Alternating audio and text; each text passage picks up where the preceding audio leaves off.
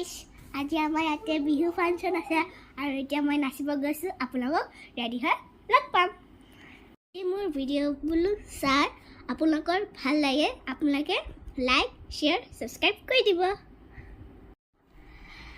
মই এতিয়া ৰেডি হৈ গ'লো মোৰ লুকটো কেনেকুৱা লাগিছে চাওক এতিয়া ভাল লাগিছে নে কমেণ্টত কৈ দিব